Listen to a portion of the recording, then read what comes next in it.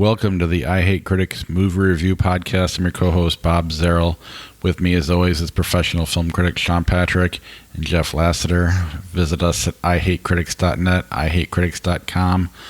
We're on Facebook, Twitter, all those social media platforms, more or less. Our handle is Critics Pods. Follow us there. Subscribe to any of those pages. We're $4.99 on Facebook, so get us over 500, please. That'd be fun. You can listen to us on all the podcatchers: Apple Podcasts, Google Podcasts, Alexa, Spotify. Subscribe to the show there, rate and review the show, especially on Apple Podcasts. We'll read your reviews on the air. And if we miss one, feel free to harass us online and we'll make sure to catch it. Patreon.com/criticspod is the best way to support the podcast. We will be releasing the Friday the 13th commentary track for part 1 to our regular feed. Will you guys have a part 2 ready to go yet by then or no? Yes, it is on Patreon. It's not up yet. Oh. Number 2 is not up yet. Oh. I'll have it Friday. Right? I'll have it. Yeah. Perfect. That'll be on Patreon, along with some random music stuff that Sean and I did years ago, and hopefully more content as we go forward. Sean, where can people read your reviews? Geeks.media, horror.media, and the archive blog is seanatthemovies.blogspot.com. And Jeff, what do you got going on? You can access all my stuff at jefflassiter.com. My Etsy shop is Jeff Lassiter Pop Cult, which is also my Instagram.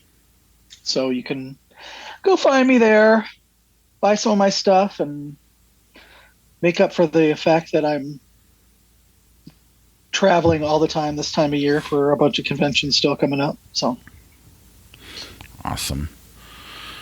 All right. All the links are on our show notes as well. So if you forget them, just look at those and you'll be able to see where to get Sean and Jeff's stuff. Let's start with some Aquaman 2 news. Yeah, so there's a big article today in the Hollywood Reporter detailing some findings that have now come out. Apparently some fans of Johnny Depp decided that they wanted to see some more of the evidence in his case with Amber Heard, and apparently you can do that. So they were able to pay a fee and actually get the notes from her very own psychiatrist that were apparently they were part of the case and they were part of the evidence. Well, they've got them out there now. And talks about how basically Jason Momoa, according to Amber Heard, tried to get her fired from the sequel, tried to get her gone. Apparently, during the whole mess that was going on, he has actually said to Jason Momoa at some point, I don't know if it was on 1 or 2, showed up on set drunk, dressed like Johnny Depp. Way of hunting Amber Heard. That's what she told her psychiatrist. And he's apparently been working to try and get her fired from this, and indeed did apparently get her fired from the movie for a time until Elon Musk, who was dating Amber Heard at the time, told Warner Brothers that he would burn them to the ground if they fired her. So they kept her. That's why she's in the sequel. Jesus Christ. I don't believe any of that. I don't know what I mean, but it's fucked up to ask somebody to be able to subpoena to pay a fee and you can read somebody's whatever they said to a psychiatrist. I mean, if I don't want anybody knowing what I've said to my psychiatrist, not that I've said anything that I would think is a lie, but like at the same time, it's supposed to be something that you can say to somebody that doesn't go anywhere. No one's supposed to know you said that. Yeah, I'm not happy I know that now. I haven't watched the Netflix documentary on it. That bugs me that exists. That whole thing was just sad, and it sucked for, I mean, I don't know. You can have your side, I guess, but we shouldn't have been aware of every little thing that, all the memes that came out of it was just all stupid, and no one won. There was no victory out of that. The whole thing is just sad. And you're right. You shouldn't be able to subpoena and then publish and so everybody can read what you write to your shrink. That's not cool. Yeah. I don't like Amber Heard. I think both of them were at fault. I don't, just based on what I've seen, neither one of them are particularly good people. That being said, it's disgusting and gross that people can access that stuff. Mm-hmm. And I am of the mind that if Johnny Depp can get fired from whatever that Harry Potter movie was because of allegations that at the time were not proven true, she could get fired from Aquaman too. Oh yeah, but if you have Elon Musk on your side, well, but Jesus Christ, that makes it worse. Yeah, I don't. These are her words, and I'm not gonna. Well, apparently we can read the letter that Elon Musk wrote to Warner Brothers. It's like three bad people. And quite honestly, I don't think Johnny Depp is that bad of a guy. I think he's got some issues as far as substances and stuff. Mm-hmm. I don't think she's a particularly good person. If any of the stuff that came out in court is true, they both they're both disgusting. Yeah, he's got substance issues. She's got mental health issues, and Elon Musk's a supervillain. Oh God, he's like if Lex Luthor was uninteresting as a villain. Exactly. Oh God.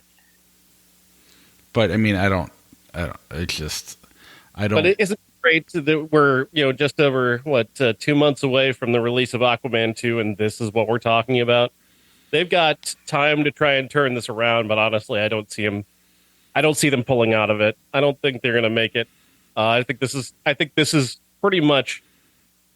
I don't know if Momoa's already out. Like they've already said that he's not coming back as Aquaman. Like they're going to recast everybody that was ever involved with those, I guess. So they've abandoned this project already. So maybe Warner Brothers doesn't care that it's going to just come out and die a death. But it doesn't look good for anybody. She also said that Juan refused to talk to her on the set. So again, that really makes for great movie making when your co-star is showing up with the intent of getting you fired and mocking your, emotional pain, and then you've got a director who won't speak to you. They both denied it. The studio denied it on their behalf. Maybe it didn't happen. Maybe she made it up. I don't know, but it just all speaks to a terrible time on set. And when you have no chemistry with your cast and you're dealing with a big superhero movie, this just doesn't look good at all. Yeah, and I have no desire to see it. Yeah, I don't either. I heard the test screening was a disaster too, and I don't know. I honestly don't care. It's. I care more about the sickening part of it, which I wish I didn't know any of that stuff, and it's sad that it exists. And but what I don't know. I didn't pay attention to the trial when it happened. Can we use that week as another host pick week for superhero movies or something? I have to see it, so. No, that's right. Yeah. We could just be like, sorry. We could just fill our schedule so we can't make it that week, Jeff, and then he has to talk to Josh or something.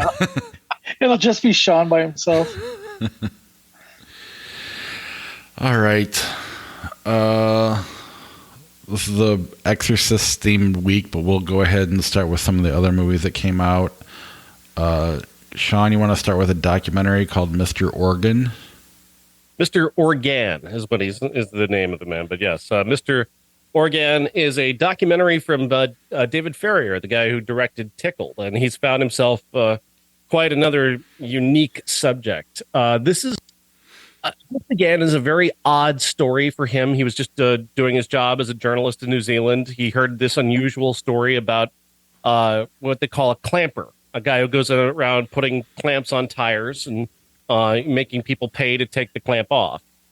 People were parking near this particular antique shop in a higher upper end area of New Zealand, and this guy would come around and put a clamp on their car and keep them there until they paid him an exorbitant amount of money to leave. And so they told the news about it, and the news came to report on it. And he comes to find that this guy, who's this clamper, is also a guy who's in the past been arrested for stealing a yacht and claims to have royal lineage. He claims God. This guy's got a weird background, but even stranger is this man, Michael Organ, is a psychopath. This man is truly but not like your obvious crazy person. He's just one of those people who dominates people's lives. He enters your life, he destroys it, and he leaves. He had so many roommates that sat down for interviews with David Farrier, telling him about how horrible this man is. And all he did was just torture them psychologically for the entire time that they knew him. And he starts to try and do that to Farrier. And we're watching it happen in the documentary where he's saying these things. He's very polite, and then he says something horrible. Then he's very polite, and then he says something horrible. And then he does a thing where he shows up to give Farrier something that he absolutely should not have, and it is deeply disturbing. I was fascinated by this documentary. It's one of the best documentaries I've seen in a long time. I don't want to spoil it for you. I won't tell you exactly what took place, but it gets inside your skin. And when you see the way that this ends, the way this man uses people is so disturbing because he hasn't necessarily killed anyone. But what he's done to people is just devastating. And he likes to confess his crimes directly. Jesus. And how he does it and gets away with it is deeply disturbing. Is this out? It is in major markets. It's going to be expanding over this weekend, and hopefully will soon be available, yes, because everybody needs to see this. Well, I just want to see before it gets spoiled. Yeah. Especially after watching Tickled. I mean, that was disturbing enough. Yeah, that's such a great documentary. Yeah, I feel like you're describing like the Pulp Fiction briefcase, and and only we're gonna get to see what it is, and somehow I don't feel like we're gonna be let down. I don't know if that's the proper phrase. I just think of something in your life that if somebody showed up and gave it to you, you'd be disturbed by, and that's pretty much what this guy does. But it is disturbing. But then there's even more that's happening. That's Farrier is God bless him. He was, emotionally abused right in front of our faces. I mean, if they made a feature, does he realize? Go ahead. I was going to say, does he realize it? He seems to realize it. Yes, he does eventually seem to realize it as it's happening, but he can't really do much to stop it because he's in the middle of making a documentary about it. Is he, you think there's any part of him that's like, oh my God, this is gold? Or is he really? No, I think he's filled with regret about ever having met Michael Organ. So this is kind of like the Grizzly Man. If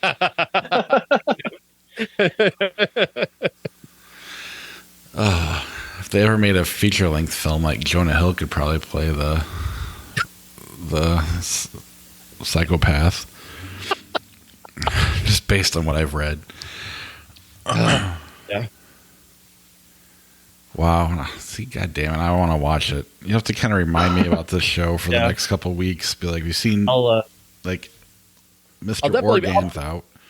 I'll post it on the Facebook a few times because I've got a review up that's on the Facebook that people can read. Yeah, that's probably the thing I'm most anticipated seeing right now. Yeah. Good. I've done my job. Totally Killer. Did you see this one, Sean? I've got a half an hour left. Oh. How does it end? Well, no, you gotta watch it. I enjoyed it. I thought it was fun. Everybody in my little Scream group was talking about it over the weekend, and I was in BFE in Indiana for the Drive-In Massacre, which was amazing and so much fun. And if you get the chance to go next year, absolutely go. I'm already looking forward to next year. It was a ton of fun, but everybody was talking about it. I finally got the chance to see it last night. I was like, I need a break from one of the many different versions of every different Exorcist movie. And so I was like, you know what? I'm going to watch this. And I stand by my statement that Kiernan Shipka is one of the best actresses working today. Now, this was not necessarily her greatest performance, but I totally bought her. I liked the fish out of water of the whole thing. It was easy. It wasn't forced. It was like she realized what was going on, and she was like, "Hey, have you guys seen Back to the Future?" Nah, I'm not really. That's not really my type of movie. Well, I'm living it, and you should watch it so that you realize what's happening here. And they're just like, "Yeah," and just her delivery on some of that was gold.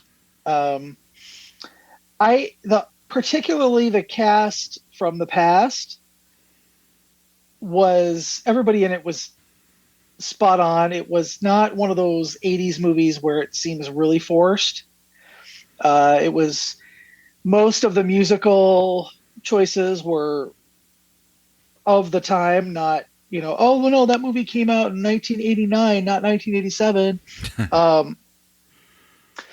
And they weren't the 80s looks weren't the stereotypical, oh my God, we got to do an 80s movie, so everybody will be wearing neon. And they looked like they were in the 80s that I lived through, not the 80s that stereotype. Yeah, that everybody thinks it is based on the like the 80s based on the days. movies. Right. Yeah. Like if you go to Spirit Halloween and you're like, oh, I'm going to dress like the 80s, everything is neon. And that's just not the way it was. But yeah, I recommend it. It was cute. It was fun. Again, Kiernan Shipka. I had just finished watching Feud again with about Betty and Joan and whatever happened to Baby Jane. And she plays Betty Davis's daughter in that. And I just constantly was like, oh my God, she's perfect, and she's much better looking than the real B.D. Hyman, by the way. But she's just such a good actor. And seeing her in Mad Men and then seeing her in Feud and Sabrina and now this, I just want to see her in everything. She's like, I want her and Francis. Oh my God, what am I even thinking? Florence Pugh. I want them to do a movie together. I will not be able to not watch it. So. Yeah, no, I don't think it's quite as good as Happy Death Day, but I do think it's in the same ballpark. Yeah. I'm surprised it was a streaming movie because I think it does have a mass appeal to it. It's very watchable. Yeah. And I really liked what they did with the victims, how you feel sorry for them, but the twist they pulled to kind of get you to the end, which I don't want to say because Sean hasn't finished it. Yeah. I thought that was pretty, it was kind of throwaway, but at the same time, it was there enough there that you kind of like, that's kind of neat. They don't normally do it like that. I don't know. It was just a completely watchable, fun horror movie. Sean, have you seen The Final Girls? No. That was a movie that came out a few years ago that the mom was an actress in like a Friday the 13th type of movie. And the daughter got sucked into the movie. And a lot of people are comparing the two, but they're really not. It's two completely different premises. One is time travel and one is weird time suck. So This is directed by Nahnatchka Khan, who did Always Be My Maybe, which is a tremendous comedy that was on Netflix, and everybody should see that. She also did a number of really great TV shows that were unfortunately short-lived. So, yeah, I'm a big fan of Nahnatchka Khan. How are you liking it so far? It's really good, yeah. It's really enjoyable. Yeah, and it's. Oh, go ahead. Well, I'll just say it's really competent, very watchable, and it's something. And even if you're not a huge horror fan, it's something you could get into. Yeah, it's a good like entry level horror. Especially for like teens, and then even people who are nostalgic about the 80s or liked stuff like Back to the Future, that kind of stuff. I think that it's probably one that I'll continue to watch as long as it's streaming. I'll probably watch it once a year. It was fun. So couldn't agree more. My wife got me to watch it because we used to watch Modern Family, and I always liked Julie Bowen, and that was how she got me into it. She dies right off the bat. Spoiler alert. Spoilers. Not really. Anything else on Totally Killer? It's totally killer. Yeah. I don't think you're going to come away from it, Sean, pissed off at the ending. Not that you're going to love it anymore. I think you're going to be probably like it as much as you do so far. I don't think it's going to get any better or worse, but I don't think it will disappoint. And pause the credits as they do the updates on it. Just pause the credits because some of them were pretty funny. All right. Time for The Exorcist. Yes. Where do you want to start? Start with the new one, unless you want to start at the beginning. Or Dominion. Well, the new Unbeliever is the new sequel, right? The new part 2. Okay. Heretic is still in the canon. Yeah, it doesn't necessarily, even though everybody seems to try to forget that with 3 and this one, it still could be there. Do they reference it at all? Well, no, but they don't they don't say. They don't not mention heretic. He's a heretic denier, Jeff. as he probably should be, because that movie is ass. Bob, you're being a heretic. Yes. It's my heretic anthem. Exorcist believer, David Gordon Green, the guy who ruined Halloween movies. Is that what Not that they were easy. I mean, they were already pretty well ruined. He just kind of shoved them off a cliff. Fucked their corpse in the ass.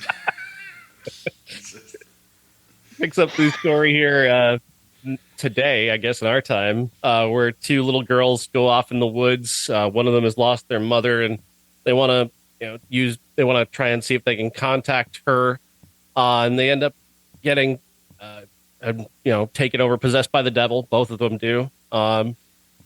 Leslie Odom Jr. from Hamilton is the father of one. Then I think is that one of the Dixie Chicks who's the mom of the other one?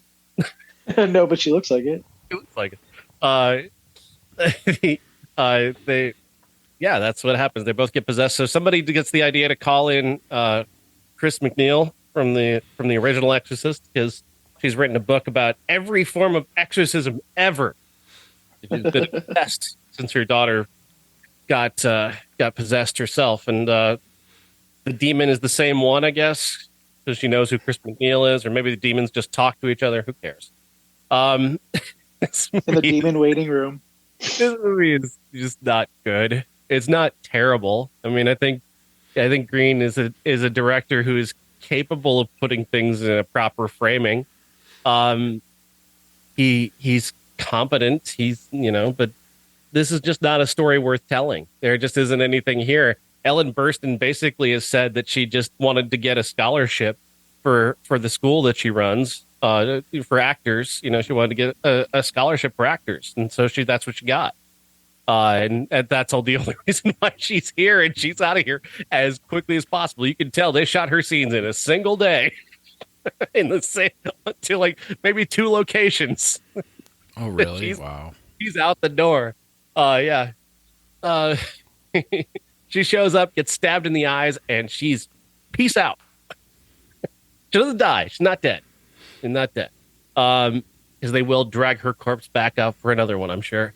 But yeah, I don't hate this. I mean, I don't care. Mostly that it just didn't do anything for me. I don't find there to be anything interesting about the why do demons want to take over little kids? What is that about? What does that get you?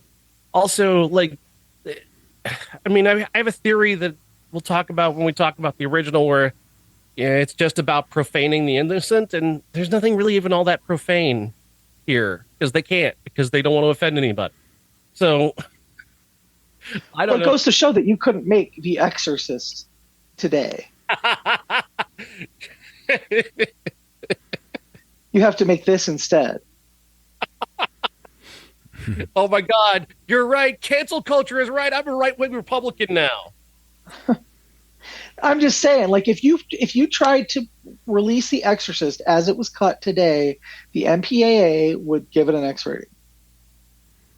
I mean, they probably should have done that at the time. Well, but you know what I'm saying? It's like they have to soften it because, well, that and the fact that Jason Blum made it, they didn't have to soften it. They chose to because that's the more commercial choice.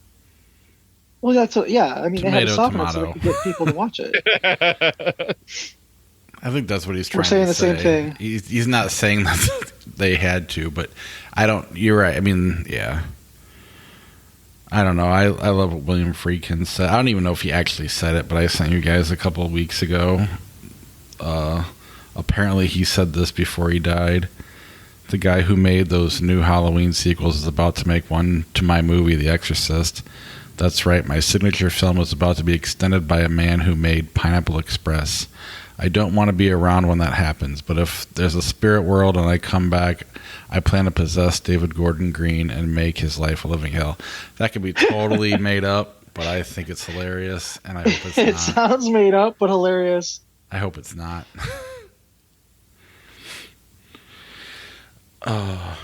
It was fine. Okay, I heard from a couple of test screenings that, oh my God, this is the worst movie ever, and everybody involved should be taken out and drawn and quartered.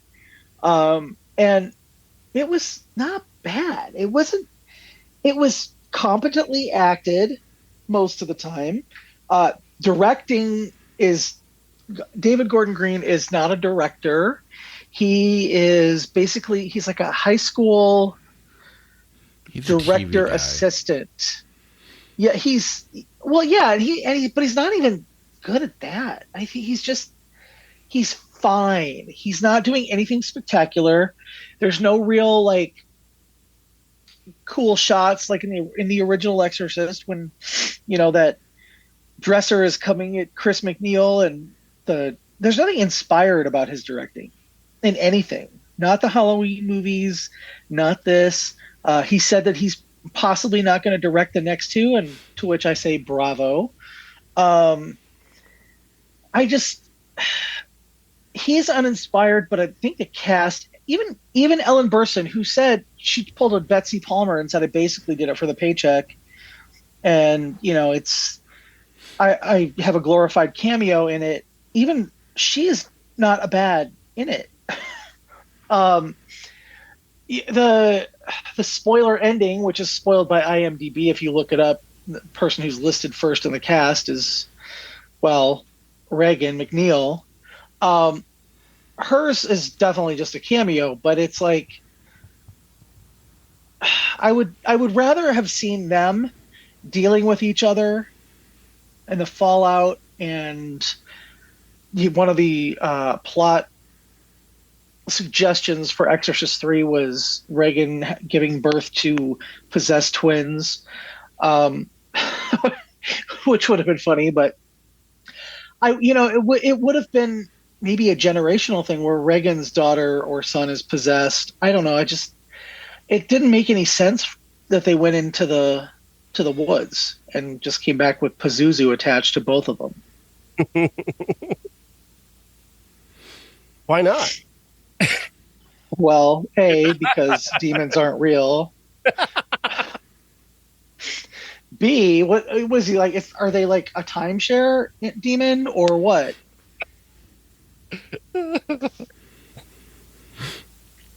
According to film critic Ed Whitfield, he's the one who claimed William Friedkin said all that. So I don't know that guy's reputation, but I don't know. He said that William Friedkin hated this idea. I mean, I don't see the need to make any more of these. I don't see the need to make. I mean, even like movies like The Conjuring face an uphill battle because of The Exorcist. You know, it already exists. You're not going to top it. And then when you're going to make a movie called Exorcist, the only way you could do it is if you're doing it for money, and that right away throws me off. Oh yeah, it's a cash grab. There's no doubt about that. There's no soul to this. There's no nothing really. This is just he got an assignment from a movie studio to do a thing, and he did a thing. Well, I think, like we talked about before, I think Halloween 2018 was good enough.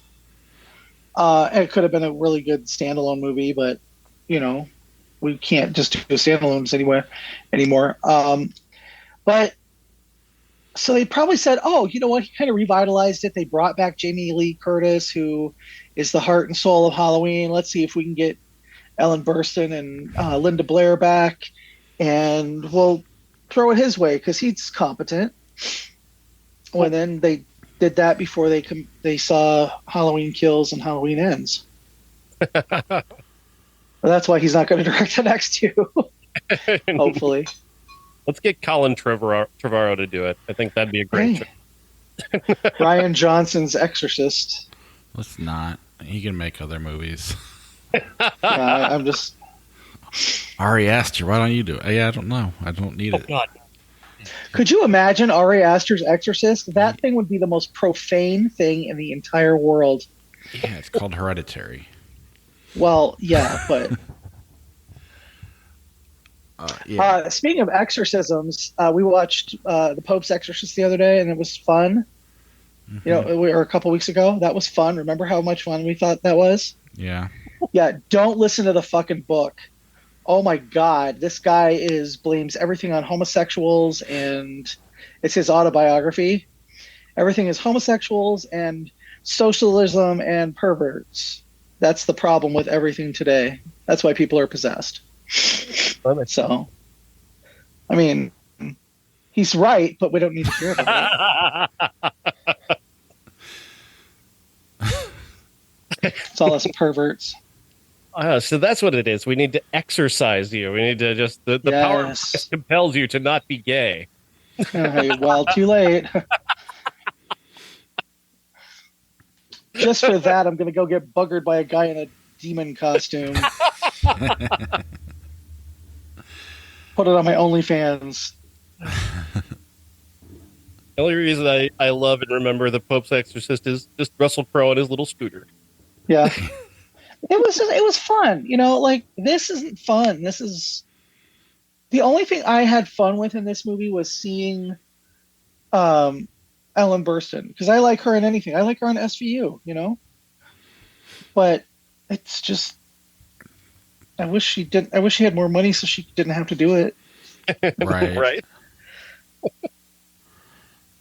Yeah. I mean, I love the idea of what, like, Toby Hooper had with, like, you did the Texas Chainsaw Massacre, then he went a complete 180 with a campy movie. Even, didn't the writer of the book do Exorcist 3?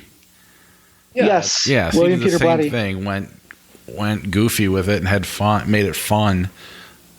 You're not going to be able to touch what the first one was, and why try?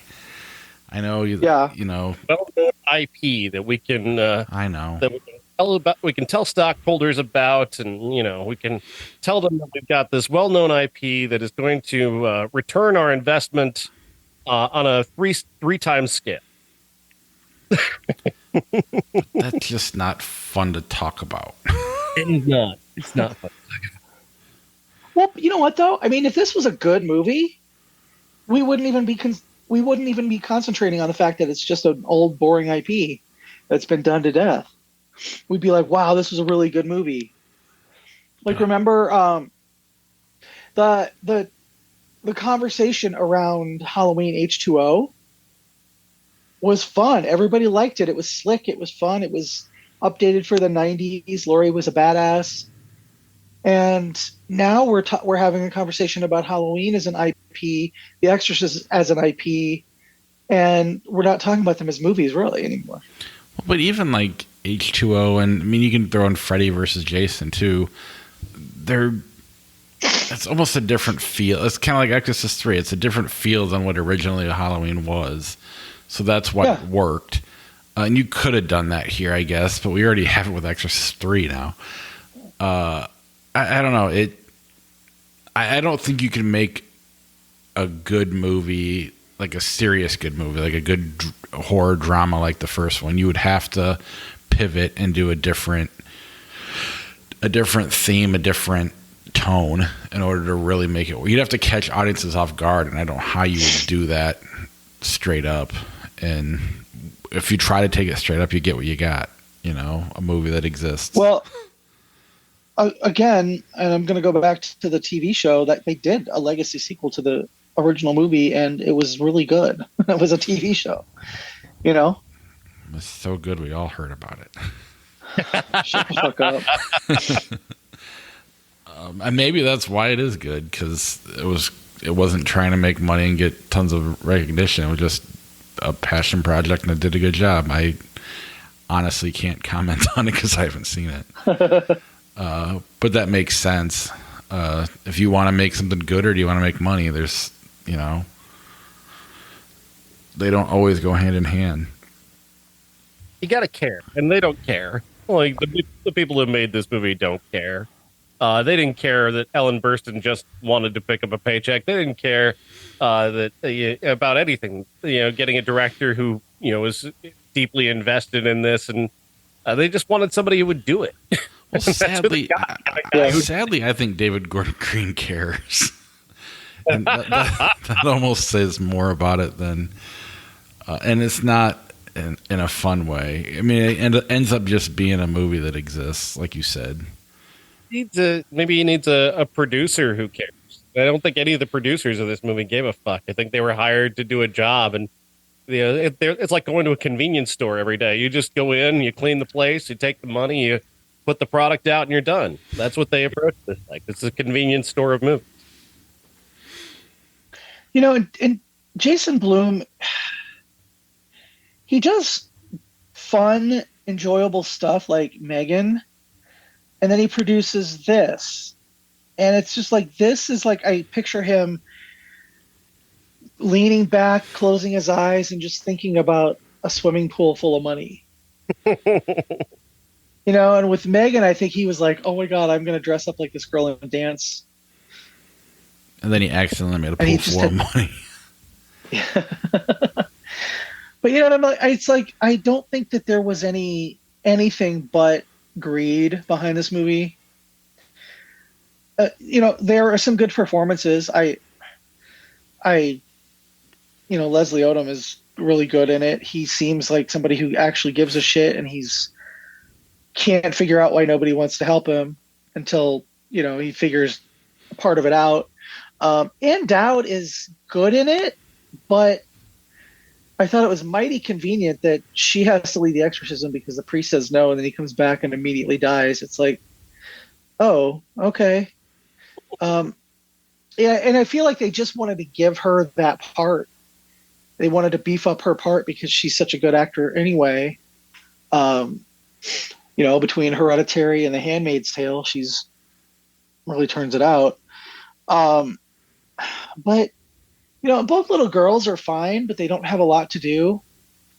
except stand there and look bored. Look like look like Yeah. they have Well, to- yeah, the little white girl, she looked just like Linda Blair because she's got those chubby cheeks, and I just I was like, okay, I know why they picked her. It wasn't because she's a great actress. It was because she looks like Linda Blair did when she was 12 years old. it's a weird. There's this weird thing where like religion is such a big part of this, but they don't bother to cast any of the religious people in the movie with any kind of weight or gravitas. Like, Yeah. I mean, eggnog, yes, fine, but like the guys who are like the people who are actually they're like they have like what 4 priests in this. Like they got like 4 people trying to do this exorcism at the same time from 4 different denominations, and it's like, none of them are interesting. Not a one of them stands out in any way. And one of them just walks into the scene, and everybody's like, "Oh, that guy's here. That's great. Now we can win." Immediately dies. Just immediately killed. Like, it's such a like. Do you want the religious aspect of this movie, or do you not want it? Give me an actor. Give me somebody. Get an actor who I know who is supposed to be there and be as powerful and strong as the demon, and like at the very least, I can say that Max von Sydow looks formidable against a demon. Like at the very least. Could you imagine if they got Russell Crowe to play Father Morth when he came in? Thinking. But they probably would have gotten Vera Farmiga to play Elaine Warren. Bring the Pope's Exorcist and the Conjuring universe into this. Just tie all the movies with the word exorcist in it or exorcism in it to one universe. Emily Rose pops up. I like Jennifer Carpenter, so I would for that. Until they ruin it. Well, yeah. All right. Let's start back at the beginning. What, 1973? Sure. Or do we want to go back even further? Beginning, Dominion, or The Exorcist? Come on. They all chronological. Suck. Yeah, done deal. All right. Dominion and Beginning are the same movie. They were the same movie. They were just remade after one. Paul Schrader made a movie.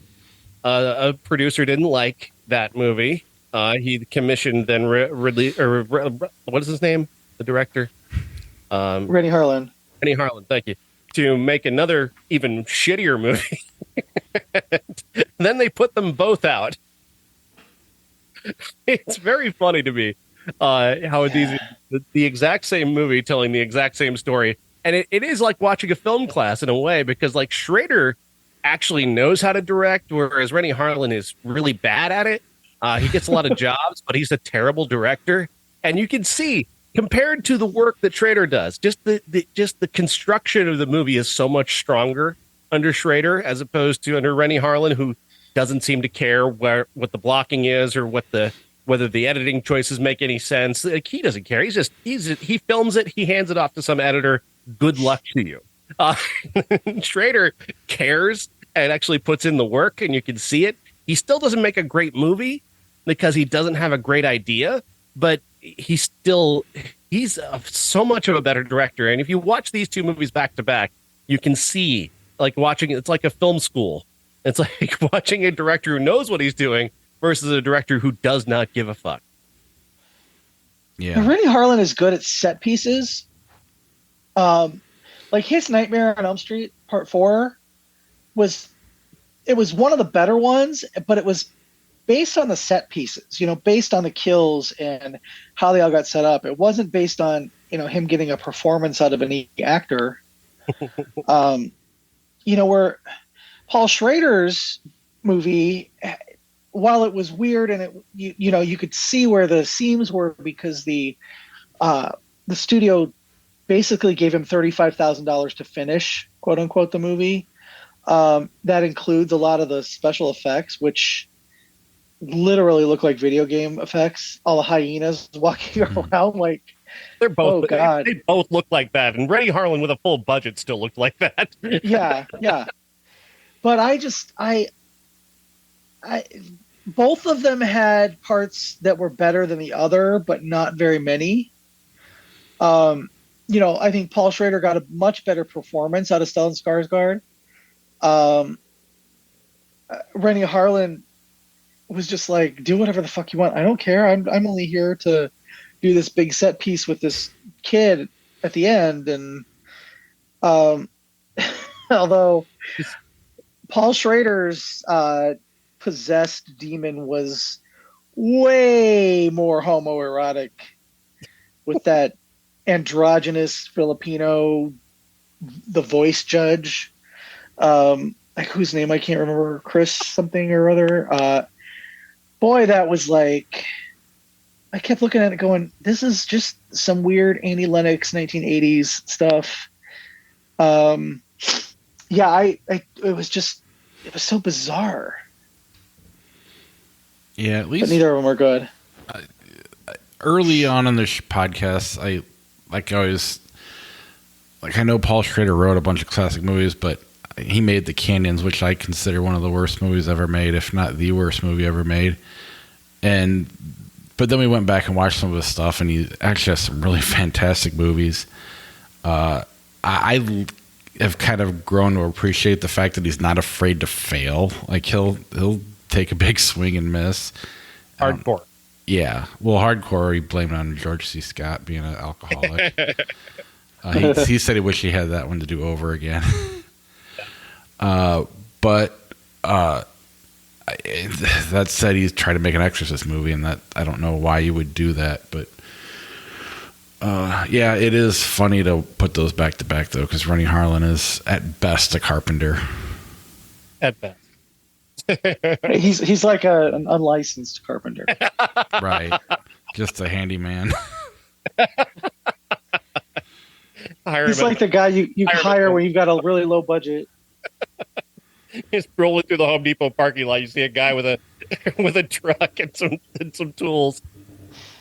That's hiring Rennie Harlan. Yeah. Doesn't care how good he does. He just gets paid to do it. They're both bad. Beginning and Dominion are both bad, and they're not worth watching. I did it. I didn't have to write about them this time because I've already got reviews on the archive blog about them, so I'm not going to write about them again. There's no need to dredge it up again. The guy, I believe his name is Edward Robinson, is the producer, and he's the one who just drove this whole train straight into a wall. He hated Schrader. He thought the movie wasn't scary enough. He thought it wasn't gory enough. He kept pushing him to try and make it gorier. Schrader wants to, get into the characters and do that. And you can see sort of the languorous beginning of what Schrader is doing. He's taking his time. He's building the characters. He's building the story to where it's going. There aren't a lot of big scares early on. Whereas Harlan goes immediately just batshit with just dumbass crap and tries to, throw in a lot of bullshit all the way through. Right. I mean, I appreciate that Schrader wanted to try to do it. Friedkin did, but it just wasn't going to work. No, it's just a bad idea. Yeah. It was IP. They were both all working with the. Well, yeah, but then they try to bring in an artist to do IP, and that never works. It sucks for everybody. Nobody wins when you do that. It's true. All right, what's the next one? The first one? The Exorcist, 1973, directed by William Friedkin, starring Linda Blair and Ellen Burstyn. An actress's daughter becomes possessed by a demon. There's a priest who's in Iraq who somehow is connected to this demon. There's a Father Karras whose mom died. Who cares? I don't really know why that matters, but it does. That she's possessed. They go and they throw water on her, and then they fucking die because it's fucking useless. Because they're the most fucking useless exorcists ever. Why is it the Exorcist movies? The Heretic ended this way too. Why do we end with punching? We punch demons. Like, why did we do? Did they not do that at the end of? Why did we not do it? We should have just punched these girls over and over again. The two of them, their parents just start punching them, and then the demon will go away. I don't know. I don't understand what anyone's point is. Like Father Merrin, we spend like 12 minutes establishing him in a rock, finding whatever he finds, the icon that looks like a dog or a dragon or what the fuck that is. That has abs. That doesn't come back. We don't know. That icon is Pazuzu. Oh, is it really? And okay, cool.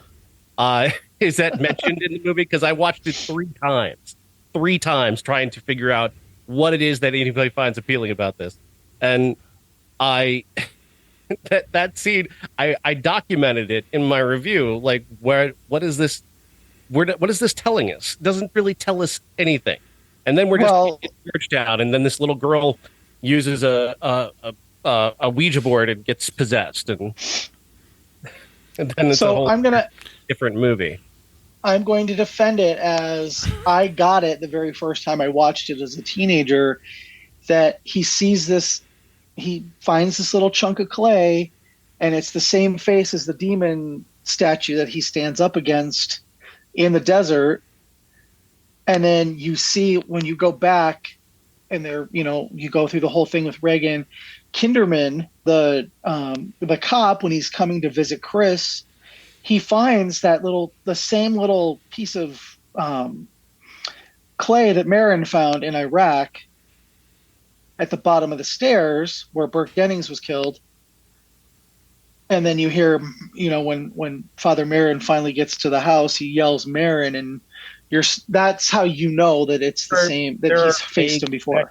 There, yes, there are very vaguely alluded to very vaguely alluded to things that to try to connect these two things, but it's just the nature of film, Sean. I don't know. You're the critic, not me. Jeff, do you want to redo this with a better tone? Less dismissive. I'm just kidding, Sean. No, I appreciate that you keep that, you're not trying to make money. The detective character is the single most useless character in the movie. Why is he here? What does he do? Everybody who is on the side of good is completely ineffectual. They are just completely useless at their jobs. His connection to Father Karras is he goes to him on the assumption that Karras is both religious and a psychiatrist, and that he thinks that the desecration of the church is somehow related to the death of the director. And he thinks a religious person did this in some sort of religious mania. So he goes to talk to Karras, who cannot tell him anything. First of all, if they told him in confession, he can't say it. And if he told him in a psychiatric setting, he can't say it. So what does the detective think he's going to get out of that conversation? And then he asks him on a date to a movie, and they make a joke about Groucho Marx and Othello. And I'm like, why is this here? What is the point of how does this move our story forward? It doesn't. It just stops the movie dead for 5 minutes so they can talk about movies. You want to take this one, Bob? Am I wrong? Where am I wrong about that?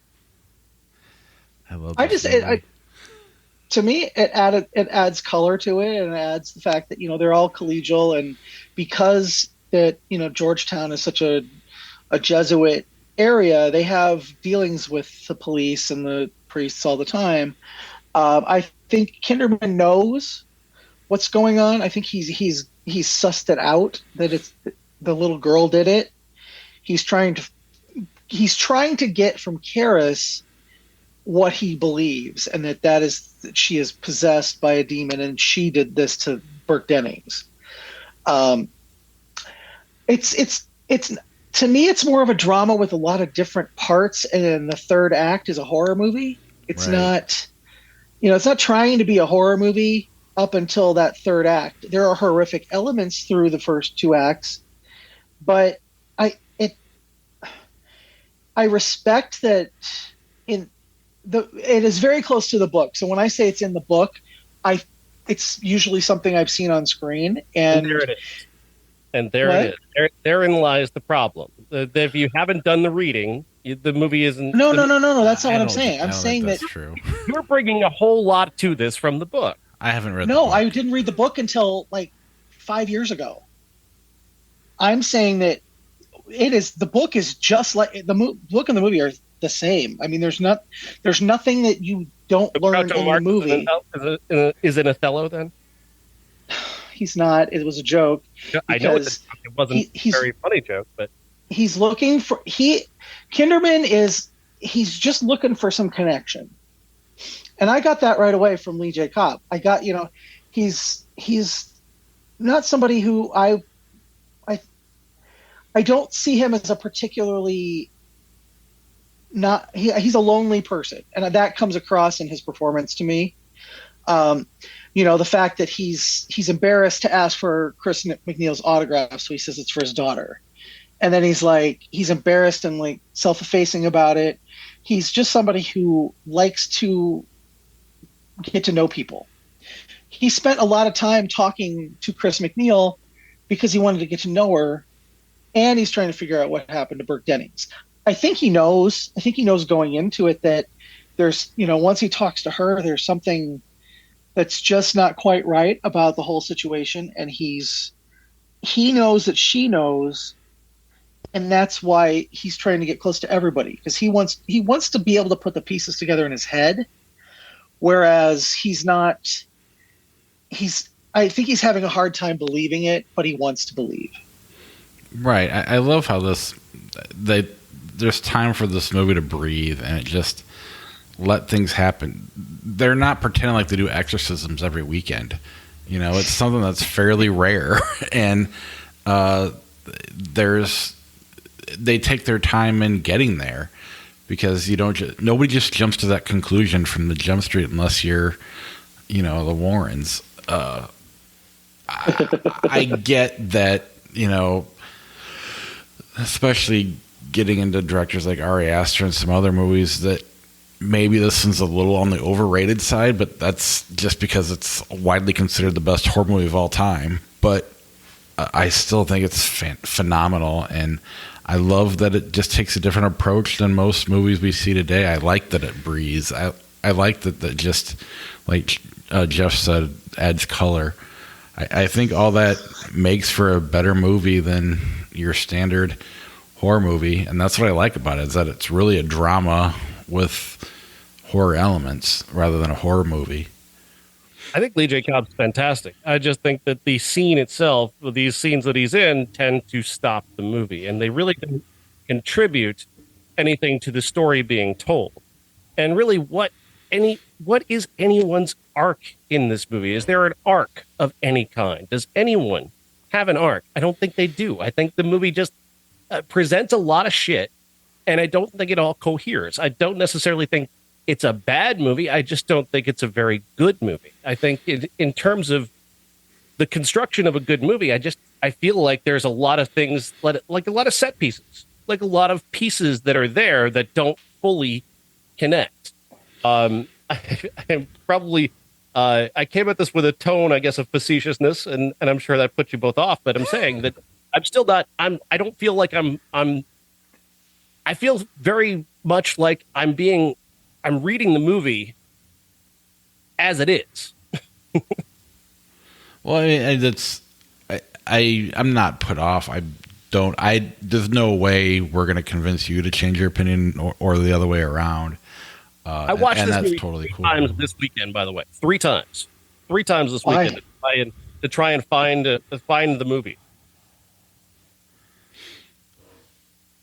I mean, I mentioned that only because people are going to say, well, you came into this with a bad attitude. I watched it 3 times. With a bad attitude. I'm just kidding. That was for laughs. I gave it a chance. I gave it a proper airing.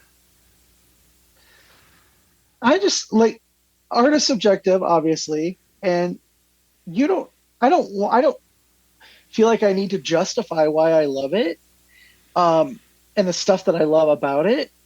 I do, like Bob said, I like that the color of it, how people are just trying to figure everything out. Everybody in this movie is trying to figure something out. And the arcs in the movie are, I have lost my faith for Karras. He lost his faith. Especially it gets hammered when his mom dies. And, they add in that little detail that he was embarrassed, I think, to call her, when she went to that place.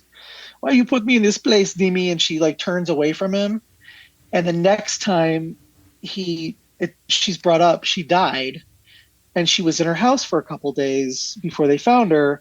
And I think that says to him, about him, that he feels like a failure as a man because he couldn't save her. He didn't make enough money to, make her life easier.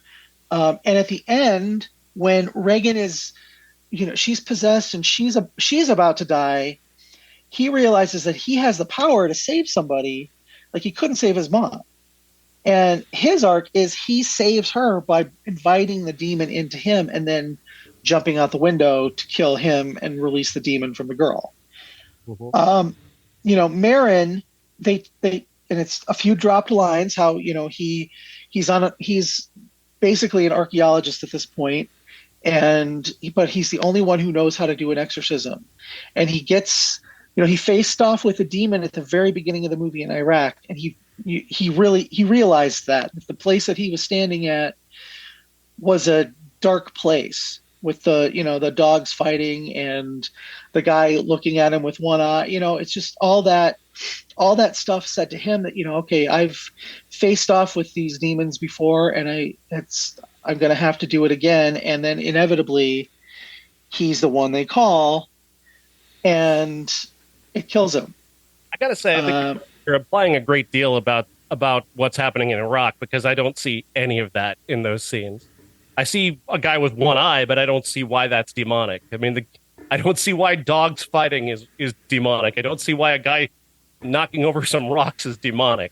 Where does he face off with a demon in Iraq? He's literally standing facing with the demon statue. That's what I'm talking about. Statue. He recognizes it. He sees the signs. That's what I'm trying to say. I got that from it the first time I saw the movie. So I did not get that at all. In watching it 3 times this weekend, I saw a guy in Iraq being an archaeologist and having a heart problem, apparently. That's what I saw. And then he sees a statue. There's nothing dialogue-wise or action-wise that indicates that any of that has any importance. He found the thing that gives it importance. He sees the statue that gives it importance, but it tells us in watching the movie nothing. And I guess that's kind of what I like about it, is that it's, and I'm not good with words, so if I say something, I'm not trying to be offensive or do it on your opinion, because I definitely respect what you're saying.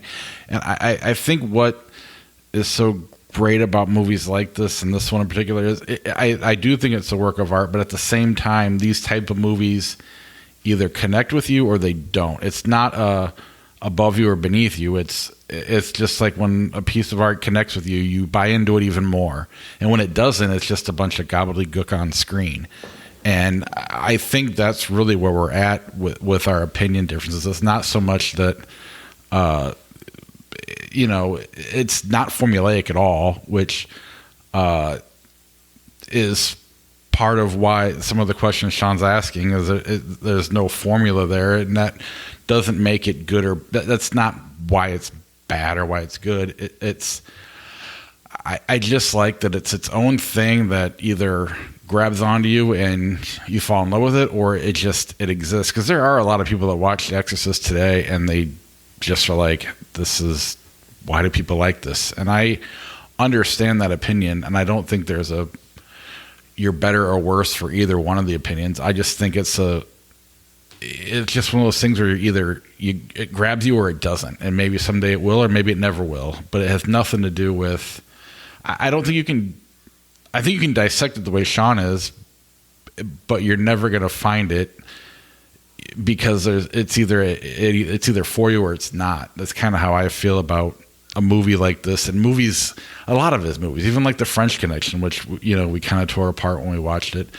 But again, I just think it's more of it's one man's vision, or two men's vision, I guess, in this scenario, that grabbed onto a lot of people, especially when it came out, and clearly it grabbed me and Jeff, and it did not grab Sean. But it has nothing to do with I don't think either one of us are wrong.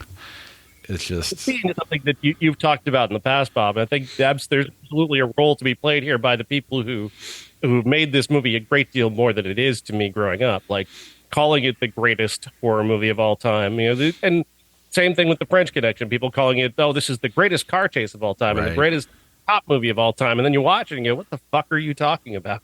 I get that completely. Star Wars. Yeah.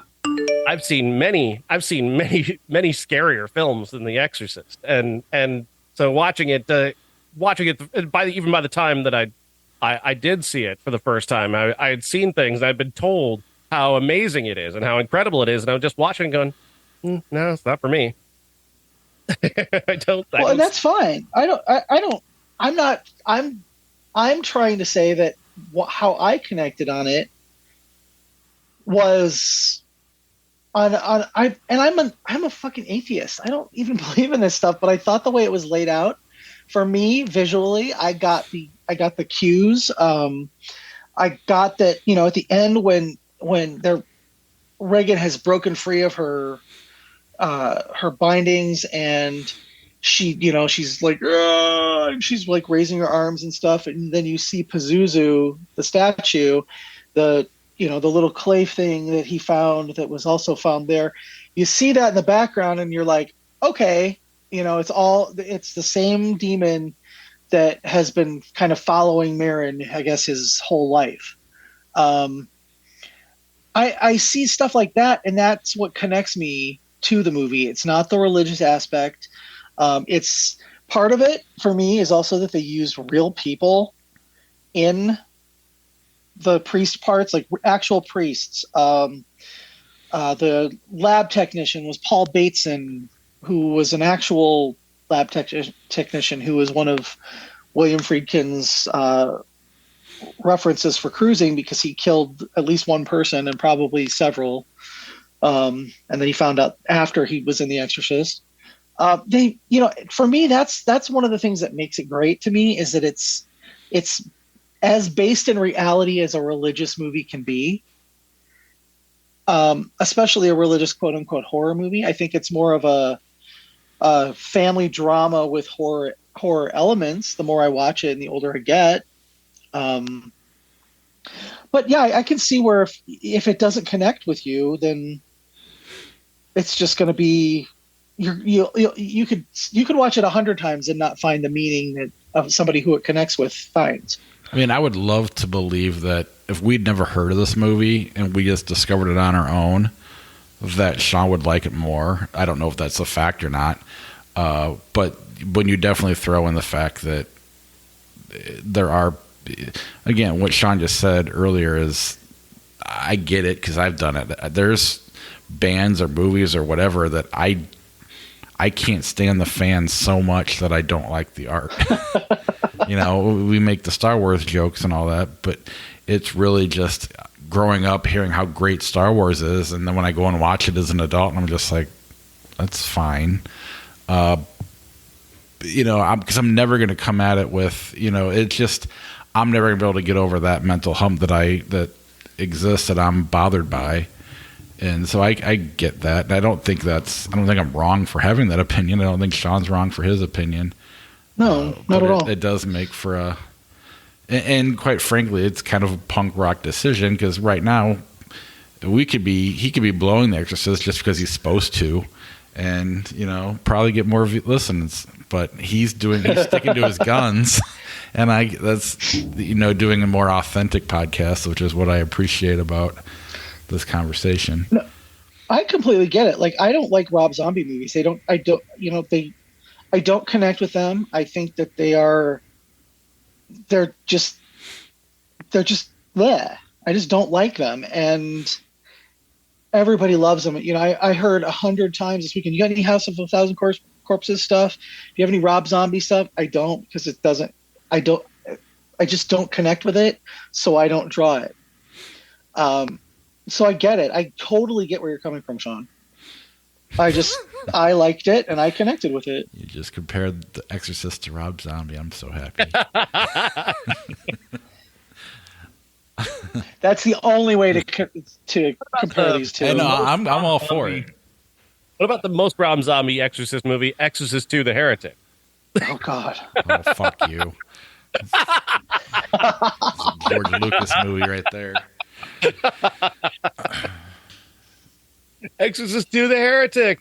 What's that guy's name? That drunk actor who plays the lead. I can't remember. Richard Burton. I just watched it this afternoon. Richard Burton plays a guy who is investigating the death of Father Marin. He goes to New York to see and meet Reagan, and they use this device to go into her mind, and the demon takes them to Africa. This is really dumb.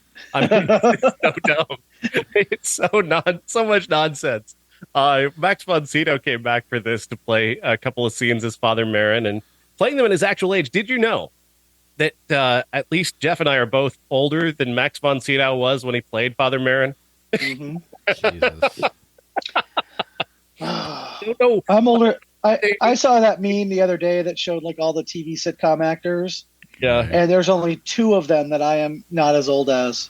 Well, yeah, the Danny Glover being too old for this shit at 40 always bugged me. I don't like being older than Archie Bunker. That bothers me. Thank you. How old was Andrew Bunker? I believe he was 48 when he started All in the Family. Oh, good. Yeah, I'm younger than him still, but I'm the same age as Fred Sanford, apparently. Who is constantly having heart attacks literally every week. Yep. I'm coming for you, Elizabeth. Anyway, man, is this movie stupid. Linda Blair is a terrible actress based off of this. She just can't do anything. This whole idea that Pazuzu targets healers comes into the movie, and why? Where does that go? Nowhere. Okay, cool. apparently, we should watch the next Exorcist movie to see if she's been a healer all this time, unable to heal her relationship with her mother, but still. Well, Chris wrote a book about her, so she was upset. Yeah. I can't tell the when you see the locusts in this movie, it is so funny. It looks like a 50s sci-fi movie, but it has the pretension of like a 1970s art movie. Those two things together, or like when James Earl Jones is in this movie and he's playing like an African doctor who was rescued by Father Marin as a child, and he's now considered a healer, but he's also like, when you see him in some flashbacks, he's dressed in full African garb and can turn into a leopard. Or was that a dream? I don't know what parts are dreams and what parts are supposed to be real, because the movie is just that level dumb.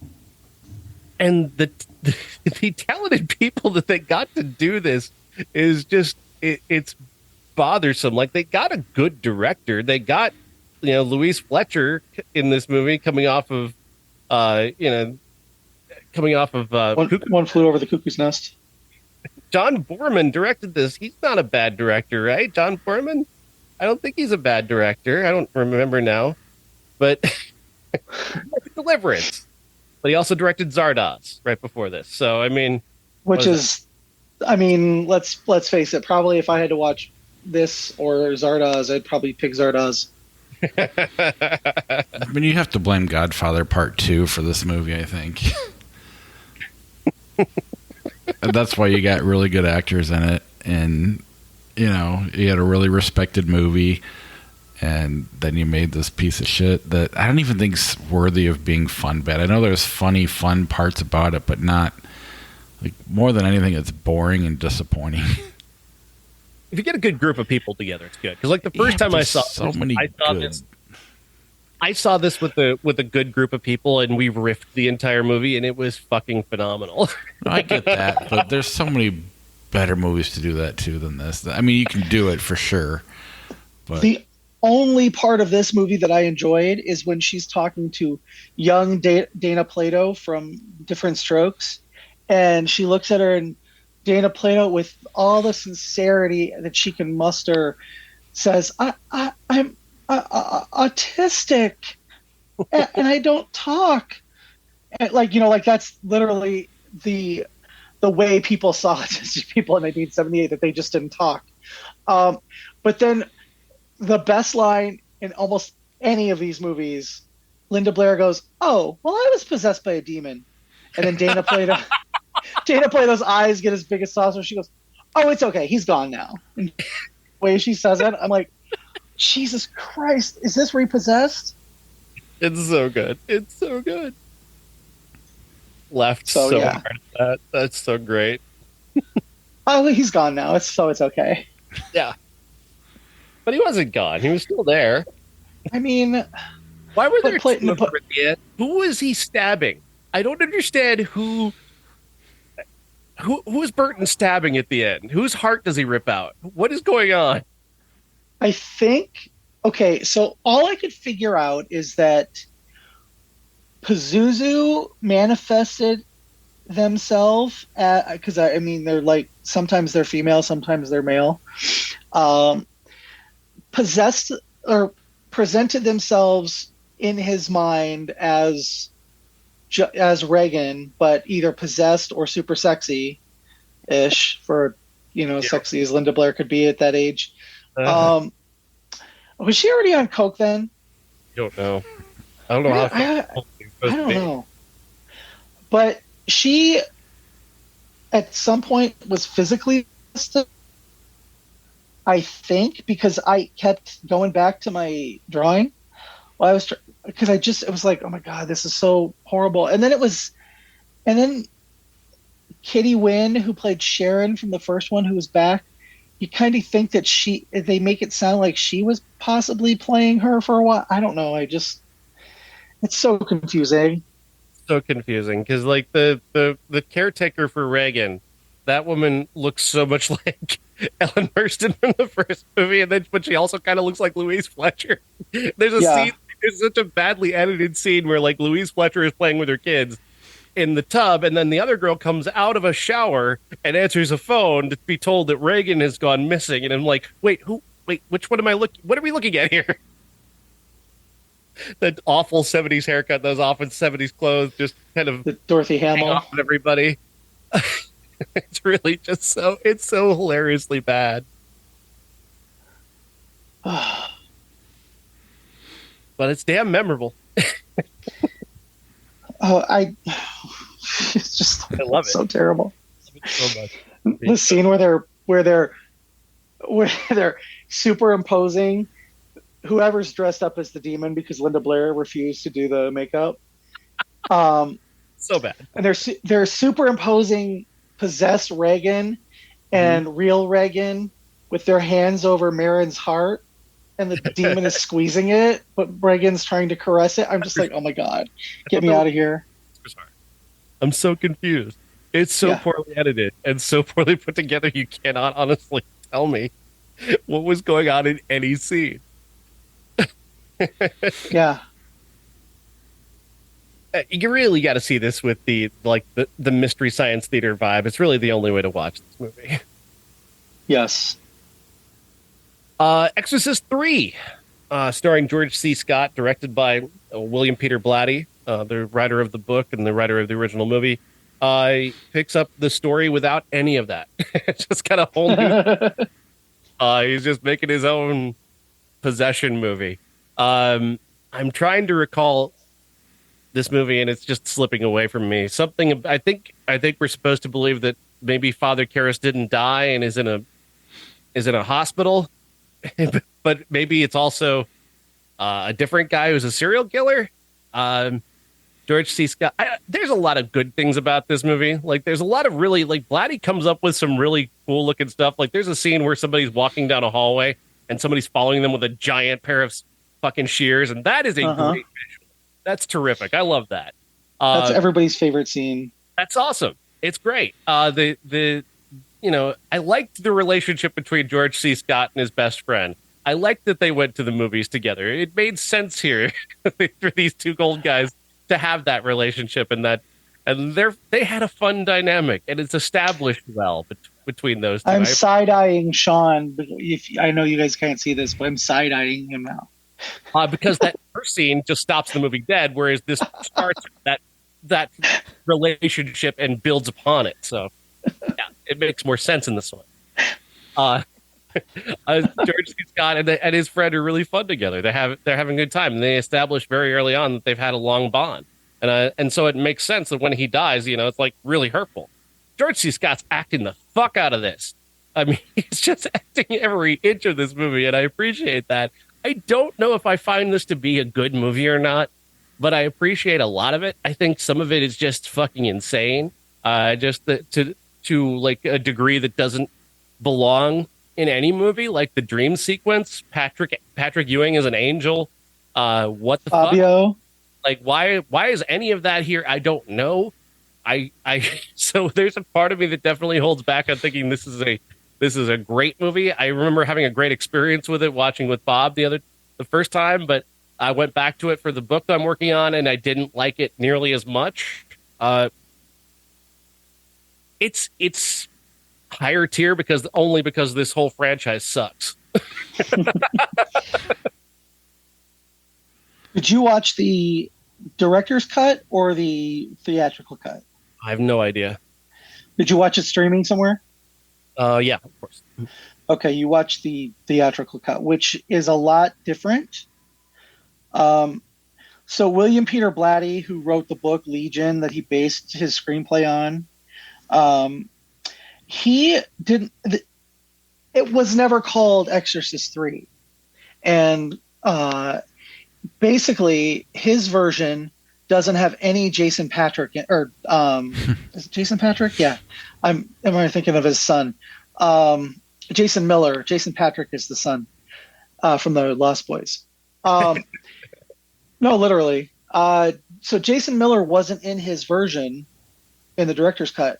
It's just Brad Dourif, and there's no exorcism at the end with Nicole Williamson playing the exorcist. There's none of that.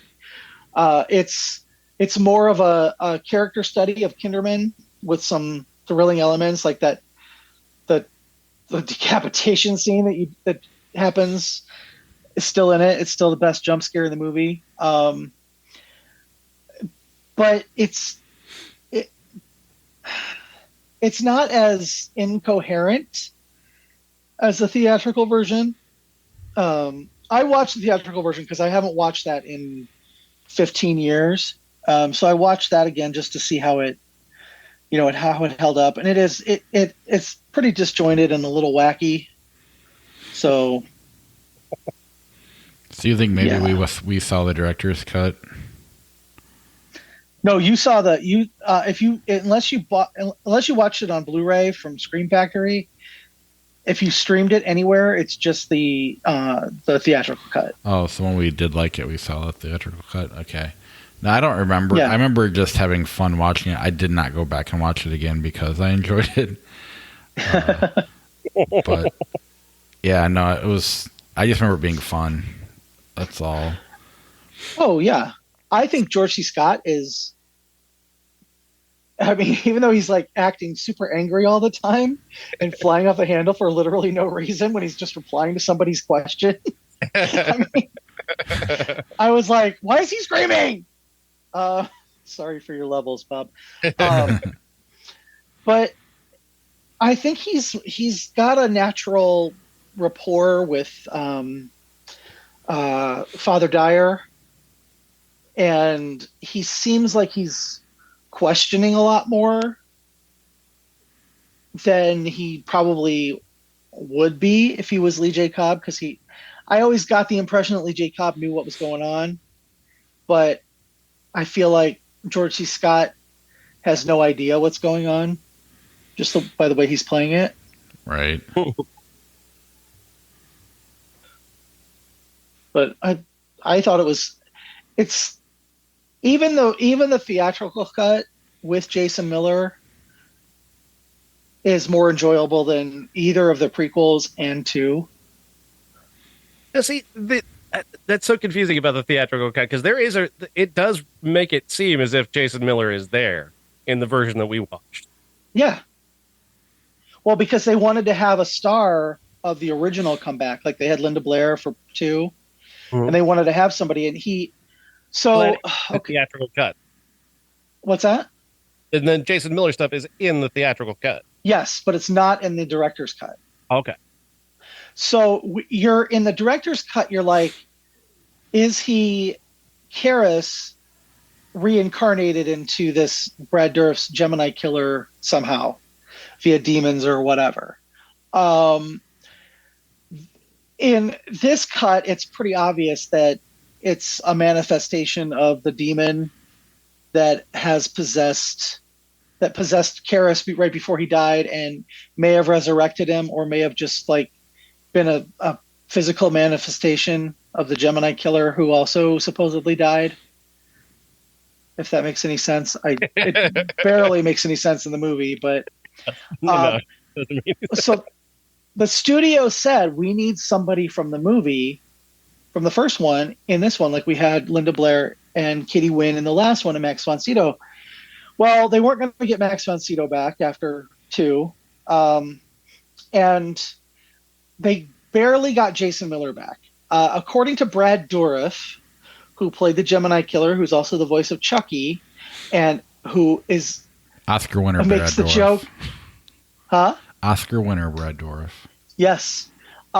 What's funny though is he has a line where he's talking about how he seduces his victims, and he's talking about little kids, and he says it's child's play, and then they cut to the picture of the little red-haired kid who looks like Chucky. So I thought that was pretty funny. But according to Brad Dourif, Jason Miller had a wet brain from being a raging alcoholic, and that's the reason that they didn't want him in the movie, or that William Peter Blatty didn't want him in the movie, because he couldn't memorize any of his lines. They didn't apparently use a lot of makeup on him. He just looked that way. And he died not too long after that, in large part due to alcoholism. But Brad Dourif said he couldn't remember his lines. That's why he didn't have that many, and that's why Brad Dourif was kept in the movie, to give those long soliloquies and to talk about all the victims and things like that, because Jason Miller just couldn't do it. So, yeah, all right. Thanks for making it sad. Well, I didn't make it sad. Jason Miller made it sad.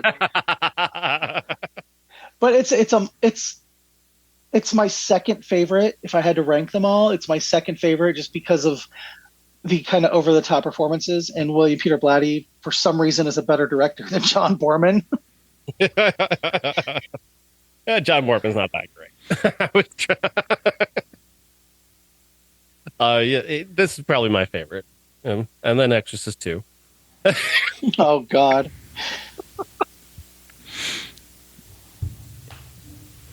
Yeah, I like this one. I like the first one. I hate the second one. But it's not. I mean, they should have stopped at the first movie. There shouldn't be any other Exorcist movies. Correct. Are there any other ones we have to talk about? No, that's it. That's all there is. Demolition Man. Demolition. What? How do the 3 seashells work? It doesn't matter. It's like the briefcase in Pulp Fiction. I'll bring that back again. That's all I can think about. I hate this movie. How? This is so much fun. It sucks. Sucks balls. It's so dumb. It's just endlessly irritating from beginning to end. John Spartan. Use melatones, So John much Spartan. fun. Shut the fuck up. So Shut much up. fun. Stop talking. You stop talking. Wesley Snipes is having fun, but he's he's in another fucking universe. Stallone, thinks he's cool, and he's just not. He's just not a cool guy. And he casts himself as like the coolest guy in the world, and just not. It's just not cool. He wants to be naked, so he writes that scene in the movie. Oh, Look at my body. I'm pretty sure you see his taint. I didn't want to, but I'm pretty sure that's what I saw. So Yeah. pretty sure he has another movie where you can as well. Oh, is that porno film? Yeah. Yeah, I think Demolition Man is bad, but we had a great time talking about it on the 93 podcast. I mean, it's not high art by any stretch of the imagination, but I think it's fun. We did dig into the three seashells thing, and yeah, there are a lot of implications to that. Like, apparently in the future they've eliminated hemorrhoids because there's no way those three seashells are going to work for anybody who's ever had hemorrhoids. They're like chopsticks for your ass, I think. Doesn't make any sense. They take two shells to spread the cheeks and the one in the middle to actually clean it out. I don't know. What? I've thought about this. Do people have 3 hands in the future? No, it's like, I don't know. You hold How do you them. clean them? You dump They're not them. disposable. They're metal. What do you just walk take these shit covered seashells and go wash them off and put them back? Yes. How is this an evolution? If you're going to evolve something, this is just a. Did you watch this 3 times as well to try to find out if it's any good? You have a lot of questions. Note to screenwriters, though, if you're going to include shit in your movie, don't have it distract from everything else in the movie. Like, why in 36 years has music just gone away? Like, I would have think there are musicians who are still alive. I mean, if John Spartan's fellow police officers are still alive in the future after all this happened, well, how did music go away? Why wasn't there a scene where Dennis Leary's listening to fucking Led Zeppelin just because, he's the badass, villain, the badass hero, anti-hero guy who lives underground eating rat burgers? Because Led Zeppelin wasn't licensing their music at that point. And Taco Bell's really Taco Bell's a 5-star restaurant. Which, again, Taco Bell and the 3 seashells is a good joke. I just don't think they were making that joke. Yes, they were. Well, they were. They knew it was a terrible movie. They knew it was fun. I love Demolition Man. We had a lot of fun talking about it, that's for sure. All right. Next week, it is a host's pick show because we probably won't be able to get into Taylor Swift. We're going to try. We'll do our best. Yeah. But are we going to also review Pet Sematary Bloodlines? Good fucking Christ, no. Have you guys made your pick? I think I've made mine today. Oh, yeah, we've announced our picks to you, but I mean, you're keeping yours to yourself. I want you to announce it to the listener so they know what to watch. Well, of course, we're going to announce them. All right. So Sean picked Popcorn. I've picked Prom Night 2 or whatever. Hello, Mary Lou, Prom Night 2. I met the director this weekend, by the way. Which is why I picked it. He's very nice. You talked about it last week that you're going to meet Smoked him. a lot of cigarettes inside that tent, though. Why? What are you choosing? I've decided to go with the movie Pieces. Have you guys seen that before? Maybe. No, never heard of it. The tagline is, "It's exactly what you think it is." It's I was between that and The Mutilator, aka Fall Break, of which they just made a Mutilator 2 that has not quite been released yet. And that was from that original movie was from like 1984, and they just made another one. So you know how that that tells you. But if that comes out, we'll talk about The Mutilator. I'm picking Pieces. It takes place at a boarding school, and students are being basically ripped apart with a chainsaw. It has Christopher and Linda Day George in it from all the 80s and 70s schlock fests. The guy Paul Schultz, who played Bluto in the Popeye movie. It's got full frontal male nudity in the dark. And yeah, it's certainly something. So 1983 and unrated. Yep. Nice. And it's available free on the Roku channel. Even better. Even better. Exactly. Be a fun week. Popcorn is on Shudder. I've got a review hopefully debuting Thursday, probably. So part of my on project. I haven't watched that in probably 40 years on VHS, and I just started it when I was waiting to record tonight, so I'm looking forward to it. And I have no idea where Prom Night 2 is. It's on Shudder as well. Sweet. I love this movie. It makes me laugh every time, so I'm excited to watch it again and laugh all over again. And in 1993, Sean might talk about Judgment Day. He hasn't made up his mind yet, though.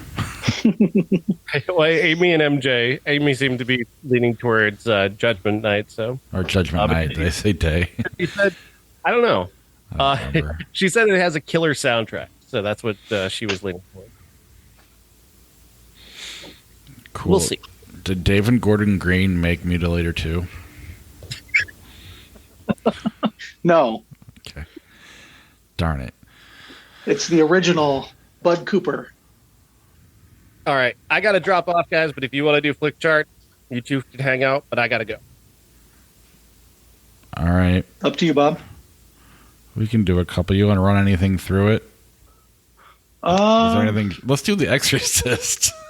Yeah, I was going to say, why not The Exorcist? With Sean not here. He'll literally pick Demolition Man over The Exorcist. 2 movies he hated.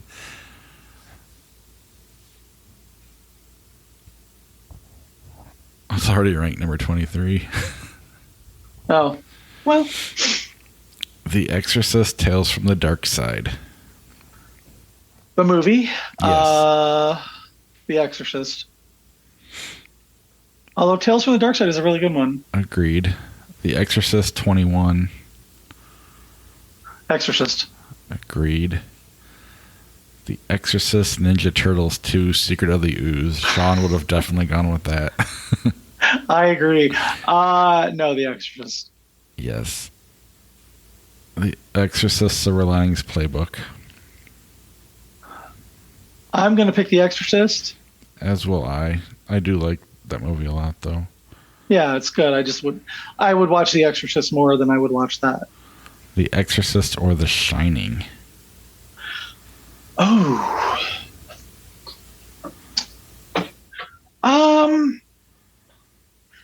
Oh God, that one is really, really, really tough.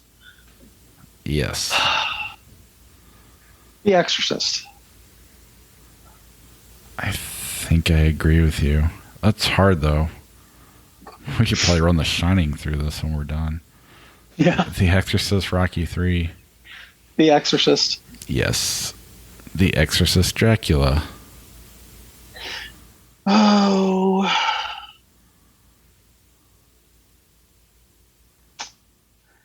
Probably The Exorcist. Although Dracula is like right up there for me. I agree, but I would go The Exorcist as well. The Exorcist or Goodfellas. Oh my God, the fact that they put the picture for Satan, which is the Indian, I think, exorcist. That's an awesome That's poster. hilarious. I'm still picking The Exorcist over Goodfellas.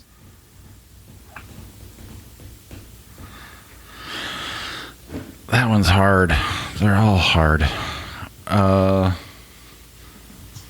see, do I have a quarter? I'll just go Exorcist. That's really tight. I mean, they're both really good movies. Since I prefer horror. I'd probably watch The Exorcist first. Exorcist or Beau is Afraid? Exorcist. I liked Beau is Afraid, but watching it again, it kind of fell off from the other two Ari Aster ones for me. I feel like Beau is Afraid is a one-time experience. Yeah. While the other two have a rewatchability factor that they almost get better with every viewing. Yeah, I fell asleep to Hereditary in my hotel room the other night, and it was fine, wonderful. Exorcist it is. Exorcist, Texas Chainsaw Massacre. Oh. God, I feel like Meryl Streep and Sophie's Choice. Ooh, the Texas Chainsaw Massacre. I agree. The experience watching that with Sean and getting him to kind of turn on. Not that he hated the movie, he just kind of didn't care. I think that movie is phenomenal. We moved it up to 6. He's gonna be so pissed.